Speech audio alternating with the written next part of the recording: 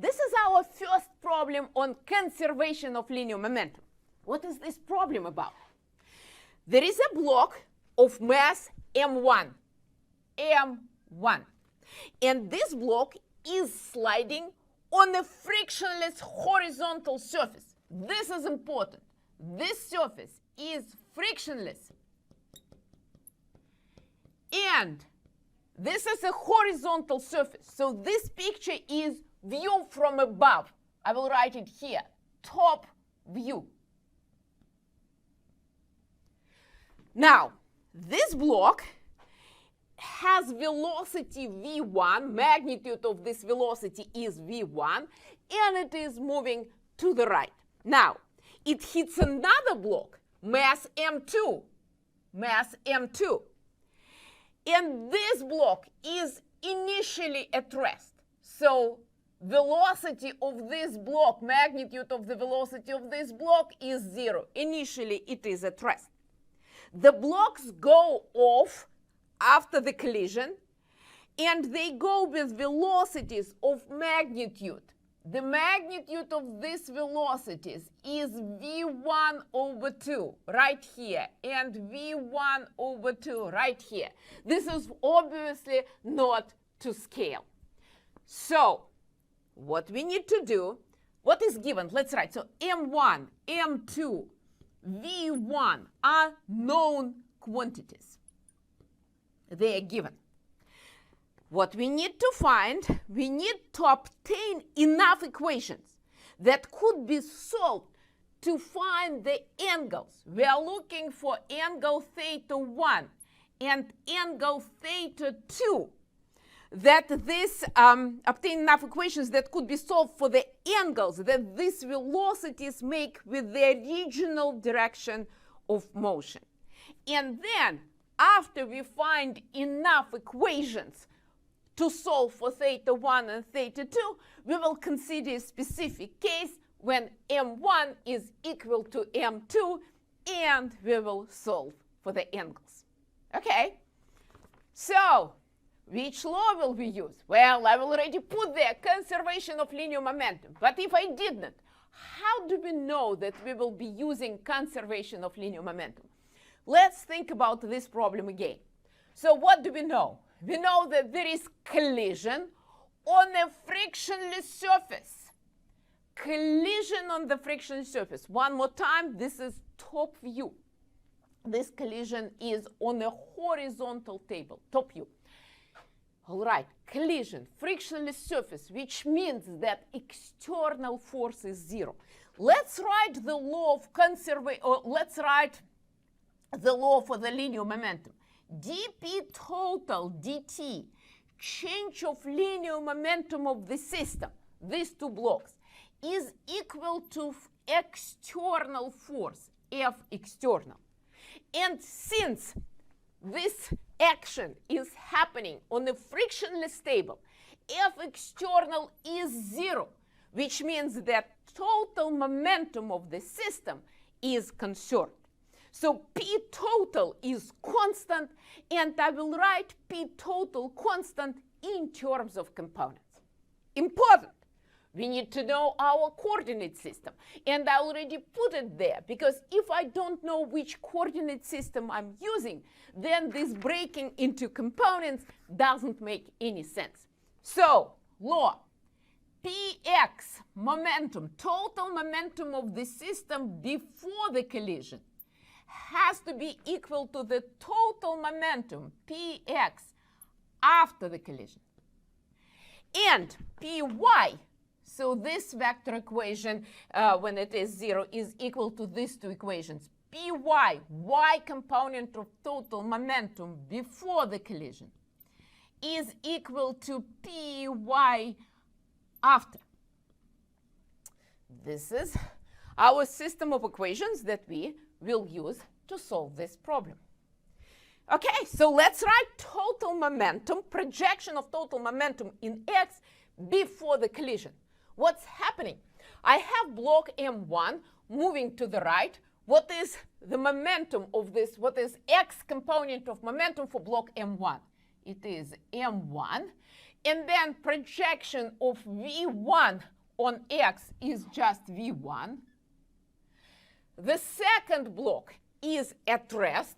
I will put 0, although I don't need to do that. Second block is at rest before the collision, so its momentum is 0. And this is Px before. What is Px after? Now they tell us that block 1 flies off at unknown angle theta 1 with the velocity that has magnitude v1 over 2. I will use it. What is x component of momentum? m1, then magnitude of velocity is v1 over 2. And x component, what is x component of this momentum? I need just this x projection. It will be hypotenuse times cosine of theta 1. So here will be cosine theta 1. This is for block 1. Now let's look at block 2. By the way, positive or negative? It is positive, so x projection is positive. Now let's look at block 2. What about block 2?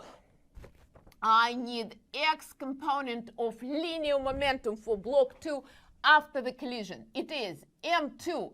And I see that it is also positive. So this vector is vector sum of this plus that.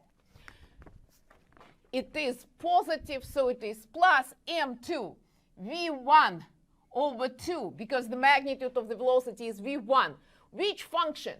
Cosine. And it's important to keep these indexes if these angles are different. Cosine theta 2.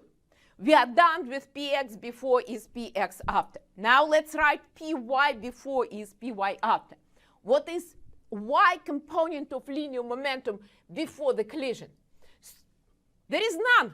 It is 0, because this block is moving along x direction. It is 0. What about after the collision? After the collision, we have non-zero y component of linear momentum, and it is positive for block m1. So plus m1, magnitude of velocity is v1 over 2, and I need y component, so in this case I multiply by sine theta 1, and we remember that theta 1, theta 2 are unknown angles. We are looking for them. I'm not done here. I need y component of momentum for block m2. Oh, look at this. It is negative. Projection, the projection of linear momentum on y is negative. So I put minus here. And then it is m2 v1 over 2. Which angle?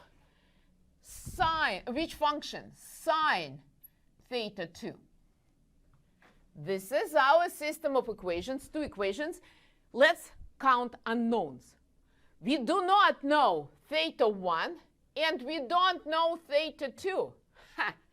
Two equations, two unknowns. We can solve the problem. That's what they asked us for the question 1. Find enough equations that could be solved to find theta 1 and theta 2. But now I want to solve this system of equations. And I will do it for a simplified case when masses are the same. Let m1 be the same as m2. Let's call it just m. And I will rewrite this system of equations with for my new case when masses are the same. What will I have? mv1, first equation, is equal to m v1 over 2 cosine theta 1 plus m v1 over 2 cosine theta 2. Second equation, 0 is equal to m v1 over 2 sine theta 1. And then minus m v1 over 2 sine theta 2. Now I stare at these equations and immediately realize that I can divide each guy by m. M is gone. Now I can divide each guy of this equation by v1. v1 is gone, v1 is gone, v1 is gone. And here I can divide each guy of these equations, second equation, by v1 over 2. Okay? What do we have now? From the second equation, we have that sine, I bring sine theta 2 to another side of the equation, sine theta 1 is equal to sine theta 2. This guy is equal to this guy since he is 0. Great. Now, from this equation, we know that theta 1 is equal to theta 2. They have to be equal. I still don't know the number. What is theta 1, theta 2? I will use my first equation for that. What do I have on the left-hand side? 1. What do I have on the right-hand side?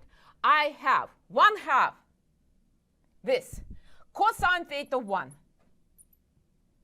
plus 1/2 cosine, angles are the same. I put again theta 1, cosine theta 1. What is 1/2 cosine theta 1 plus 1/2 cosine theta 1? This is cosine theta 1. So cosine theta 1 is equal to 1. What is theta 1 then? Theta 1 is equal to 0. Cosine is 1, theta 1 is 0. And since these angles are the same, then we immediately get that, yes, theta 1 is equal to theta 2, and both are 0, which means that if masses are the same, these blocks will just continue moving along x. We solved the problem.